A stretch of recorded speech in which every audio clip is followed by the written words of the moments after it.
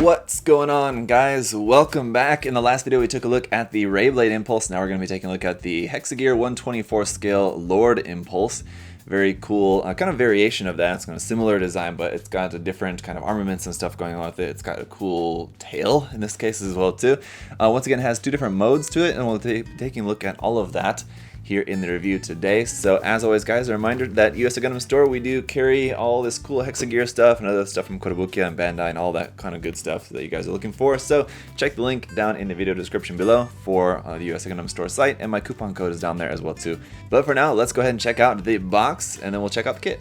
Alright, this box art here once again looking very cool on the front. You can see a governor riding up on the top of the Lord Impulse there, and looking like it's kind of exploring some dark cave or something like that. It does look very cool. You have the title down there at the bottom, and I will say this kit, the box is larger than with the Ray Blade Impulse.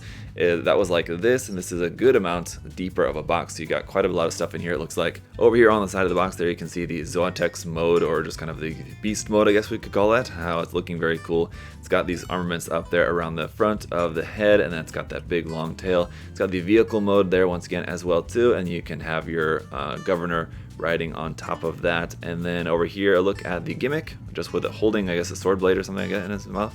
And yeah, so it's got these mouth parts that you can hold weapons in. That looks really cool as well too. Around on the other side, all units, there's a look at the naked frame and all the parts that will go around on that. And then the archive card we'll have included in here as well. That looks really cool.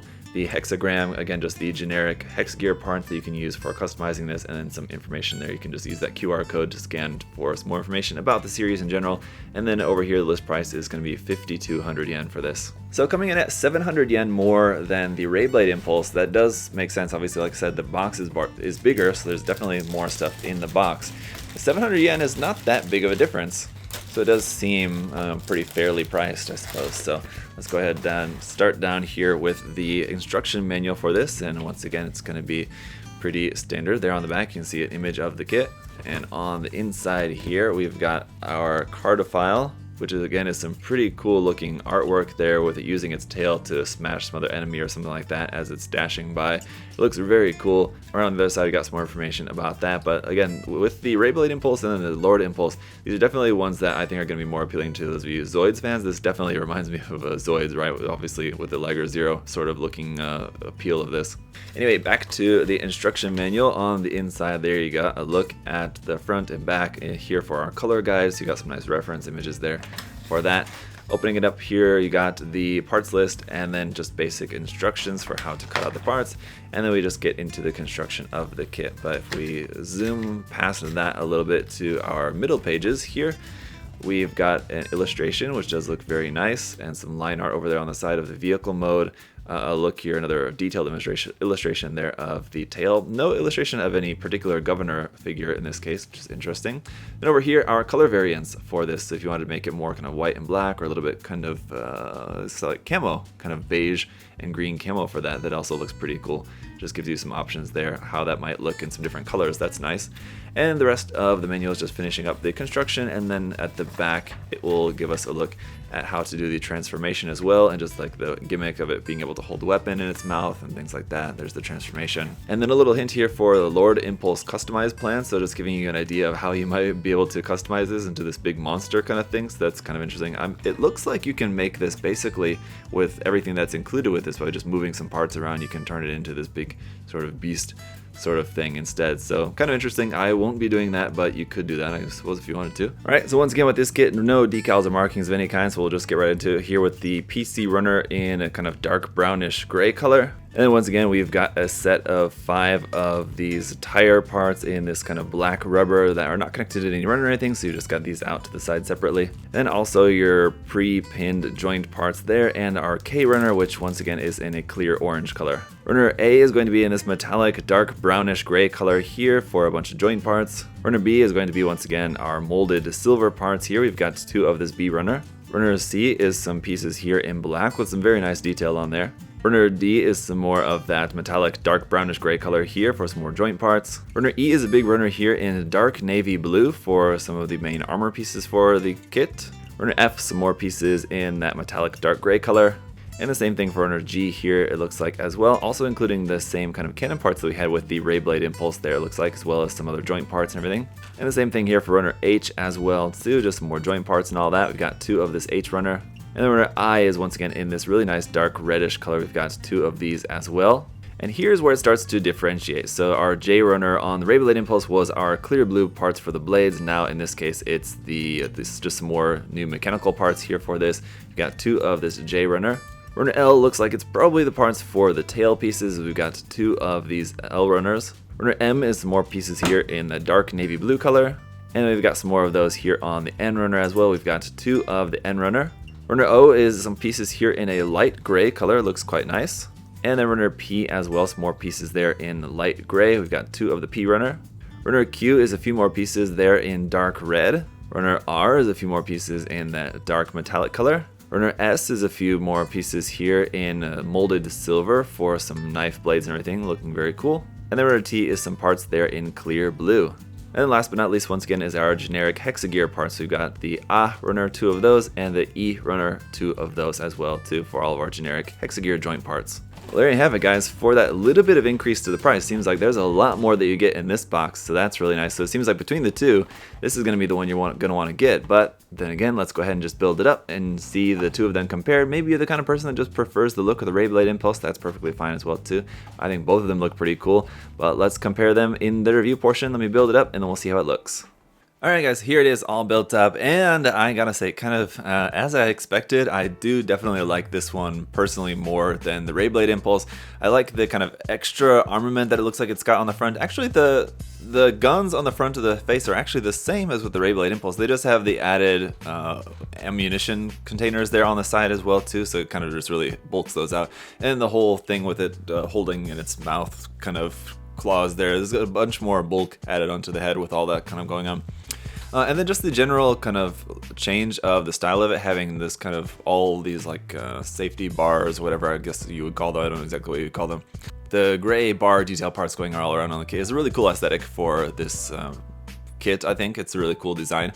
So I mean, there's a lot of parts here and there that are the same, but there's definitely quite a lot different about this kit too that just I really like it. So we'll see a look at the 2 of them side by side here in just a little bit, but I gotta say, while I liked the Ray Blade Impulse, this one I definitely prefer between the 2, but we'll go ahead and take a look at this in closer detail here. So as for the accessories, we've got this, and that's pretty much it. And that said, of course, once again, you do have all your leftover Hexagear parts, which you can use for different customizing everything, so those can be useful. But what this connection part here is basically for taking the gun off of the head of this guy here.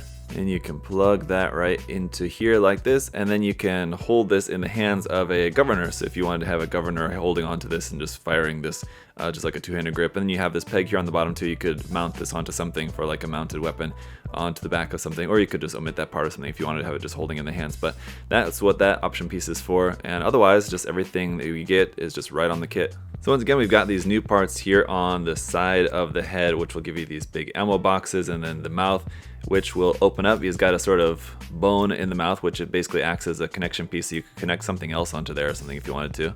But you can take out that piece if you wanted to, and then just have it like that. The top and bottom kind of jaws do open up separately, individually like that. And then like with before, the whole front of the head will move up and down like that as well too there. And the weapons on either side can also rotate up and down. You can change the angle of those as well too.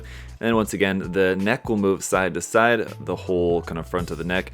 But if you wanted to move it up and down, you would have to take out that joint and kind of reposition it to be up and down rather than side to side to do that. But otherwise, we have these kind of like engine parts here on the side of the head. Those can also move up and down and a little bit side to side there as well too for those. You can move those around. And once again, we got the kind of clear parts there right in front of the kind of handlebars for where the governor would sit right on down on there, which again is very motorcycle styled, where we got that silver piece there on the original, or on the Ray Blade Impulse, which is the original, right? That piece was dark gray, and now that piece in there is silver, which does look pretty nice for that nice little detail part in there. The front and back half can be rotated separately like that, and then the kind of hip section, I guess, sort of, can also move forward and back, and you should be able to rotate that a little bit there as well too. And so most of the articulation basically going to be the same as with the original kits. We got this part here on the side, whereas on the Ray Blade Impulse we had these big like kind of sword weapons. Here we just got this more simple piece with that nice little clear blue part in there. That looks really nice, and again, I just really like the details and design of this. We do also have the addition of these knife weapons here on the back. So that will extend out at 2 points. The whole kind of thing extends out, or the knife is extend out, and then the whole thing extends out like that. So that goes in, let's see, they're very sharp, and then that goes in all the way up into there. So it's actually 3 sections that can come out of there like that. Ultimately, again, makes for a really cool looking weapon. Now this one as well too, I mean, it's just plugged onto the back of there, and it doesn't necessarily have to be on there like that. If you wanted to swap some parts or something, maybe you want to swap this here and put this on the shoulder or something, for example, have it going like that. It's maybe a bit weird and doesn't really quite work exactly. Or you could put it on the side of the head, like, to be honest, right there if you wanted to or something. That's the great thing about these kits is, of course, they're very highly customizable. The back legs as well too, going to be basically the same as with the Ray Blade Impulse, except that it's just swapping out some of the detail for this kind of bar parts, and we're just kind of like adding those onto there. So then of course we've got the tail, which is made up of a few different sections, and each of them can rotate that way, and then you can rotate them up and down as well too. So you can basically get the tail around in kind of any pose that you'd like, and it's pretty solid as well too. As you can see, I'm shaking it and it's not bending or anything because of the weight, so it holds the pose quite well. Now I'm not sure, like, if you have this kit for years and years, probably eventually it may loosen up a little bit, and especially if you move it around a lot. It's not a toy, so I mean, don't just continue to keep moving it around and then be surprised that your joints get a little bit loose, you know. Pose it how you want it, and then just leave it like that. Here at the end of the tail then too, we got its other weapon, just this 3 knife blades, which are individually articulated, sort of like fingers here. Let me set that down.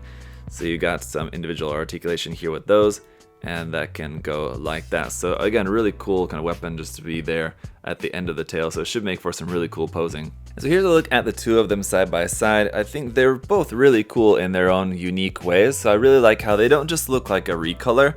So it's not like where if you got one, you'd have to think, oh, do I really want the other one? I think the two are definitely different enough that it totally justifies having them both if you like their designs, of course.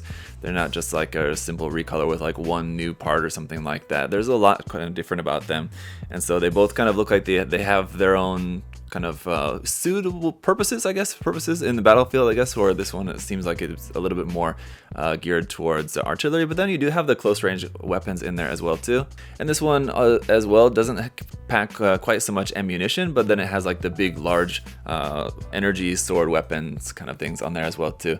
So you got some really cool similarities and differences between the two kits, but ultimately I think they're both very cool.